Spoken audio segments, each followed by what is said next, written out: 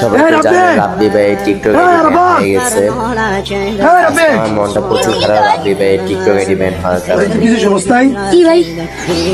আসলে কিছু জানোস নাই? কি রাব্বি যে আইডি ব্যান হয়ে গেছে। কি ভাই? রাব্বি কই? ভাই তো কই জানি গেছে। না কই গেছে জানি না। কারা কারা একটা ফোন দিয়ে নে।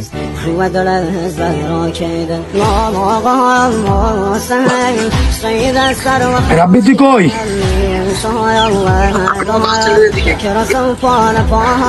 তুই বাস স্ট্যান্ড, তুই কিছু শুনছস? তোর যে আইডি ব্যান হয়ে গেছে, উল্টা পাল্টা আমার সত্য কথা কি আসলে জানোস তাই?